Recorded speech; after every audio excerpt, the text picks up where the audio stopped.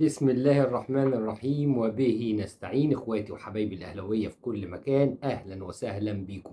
فيديو النهارده بعنوان صفقتين وثلاث كسبات. الصفقتين اللي معانا النهارده هما يوسف ايمن لاعب الدحيل القطري اللي بيحمل الجنسيه المصريه والجنسيه القطريه، وهو لاعب دولي وبيلعب في مركز الدفاع 190 سنتي. لاعب مدافع شوكه زي ما بيقولوا. وزي ما الاهلي والاداره بتاعته خلاص استقرت على ان اللاعب اللي يجي النادي الاهلي لازم يكون لاعب دولي زي الدوري الانجليزي كده. خلاص مش هيجي لنا لعيبه غير دوليه. يوسف ايمن ده لاعب مدافع قوي جدا جدا، 190 سنتي. العاب الهواء قلنا مهمه جدا وعندنا مشكله فيها، فالاداره بتحاول تركز في العاب الهواء. وده يدخلنا في الصفقة التانية اللي هي زين الدين بالعيد، لاعب اتحاد العاصمة، لاعب 25 سنة برضه، دولي جزائري. الصفقتين دول اقتربوا جدا من النادي الأهلي، احتمال نشوف واحد منهم أو نشوف الاتنين بإذن الله وأمر الله في النادي الأهلي قريب. زين الدين بالعيد طبعا بيتميز بألعاب الهواء برضه، يعني صفة شمال أفريقيا الجزائر بيتميزوا جدا بألعاب الهواء سواء في الدفاع أو في الهجوم. فدول الصفقتين اللي اقتربوا جدا جدا من النادي الأهلي، واحد منهم أو الاتنين في النادي الأهلي قريب جدا إن شاء الله. بالنسبة بقى للكذب والإشاعات اللي عمالة تطلع كده، حاجات كتير استفزتني الأيام الأخيرة وخلتني أعمل لكم الفيديو دوت، يعني عشان أرد فيه وأقول. أول كذبة وهي إمام عاشور ومشكلة مع حسام حسن. يعني هم مش عارفين يقولوا ايه على امام عاشور. يعني كل شويه بيألفوا كذبه، اخر كذبه ان امام عاشور وهو طالع في مباراه بوركينا فاسو مع المنتخب ما عبرش حسام حسن ولا ابراهيم حسن، وجايبين لقطه بتبين ان هو طالع من الملعب وماشي وهم رايحين له كأن هم رايحين له، يعني هو ما رضاش يسلم عليهم. لكن الحقيقه اللي كل الناس عارفينها والناس اللي كانوا قاعدين على الدكه عارفينها، وحسام كابتن حسام وكابتن ابراهيم عارفينها، ان امام عاشور مصاب وهو طلب التغيير. واللي حصل ان هم راحوا له قالوا له معلش عامل ايه كويس، يعني كان كلام. وهو رد عليهم وماشي راح لانه كان ماسك العضله الضامه. وبعد كده ظهر في اللقطات اللي بعد كده في المباراه ان هو حاطط تلج على العضله الضامه. فالدنيا اتغيرت واتقال ان هو يعني ما عبرهمش وحسام حسن مش هيسكت. طبعا حسام حسن كابتن كبير وفاهم وعارف وشايف وفاهم ان اللاعب طالع وكلمه ورد عليه، ما فيش مشكله ما بين امام عاشور وحسام حسن، وده كله كلام كذب.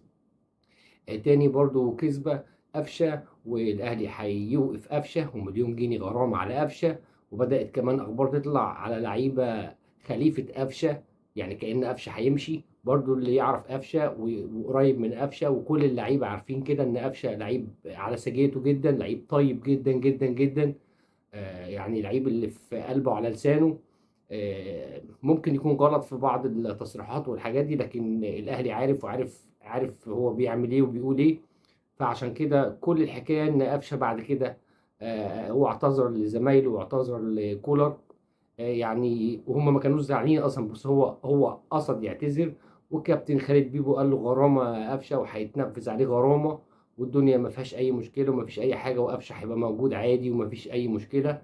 وقفشه هيجي تاني وهيدي قضيه تاني وتالت ورابع، وبالعند في كل الناس قفشه موجود باذن الله وقفشه باقي في النادي الاهلي. عايز اقول لك كمان بقى في الاخر، بالنسبه لموضوع استاد النادي الاهلي، برضو الكذب يتقال ان استاد النادي الاهلي 40,000 بس، 40,000 متفرج بس. 40,000 متفرج للناس اللي بس الناس اللي بتفهم. 40,000 متفرج دي المرحلة الأولى اللي هتتعمل في 4 سنين. لكن المرحلة التانية هيبقى فيها سعة أكبر وهيبقى فيها يعني مدرجات أكتر وأكبر. والاستاد بإذن الله وأمر الله بعد 4 سنين هيتم افتتاحه. الاستاد يعني كفاية إن أنا أقول لك إن الناس اللي عملت الكامب نو بتاع برشلونة هم اللي هيعملوا الاستاد بتاع النادي الأهلي وكفى. مش هقول لك بقى أسامي شركات ومين اللي هيعمل ومين هيسوي. أنا بقول لك الناس اللي عملت الكامب نو هم اللي هيعملوا استاد الاهلي على اساس الهويه البصريه للنادي الاهلي. الهويه البصريه للنادي الاهلي يعني توقع اللون الاحمر، توقع النسر، توقع البطولات، توقع الاساطير.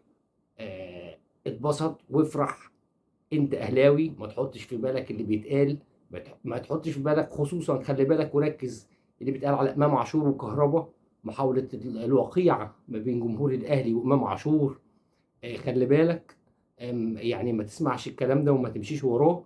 لعيبتك حبها وعبر عن حبك ليها وشجعها وساندها. ما تسمعش كلام الاعلام اللي اغلبه مغرض. انا جاي اقول لك النهارده على الكذب ده عشان تخلي بالك منه. ادعم لعيبتك. ويا ريت تكتب لي في الكومنتات ان انت فاهم الكلام ده وان الكلام ده ما عداش عليك، واحنا كاهلاويه فاهمين وحافظين وقاريين، ومش هيخيل علينا الكلام ده. ويا ريت وانت ماشي تعمل لي لايك على الماشي، والسلام عليكم.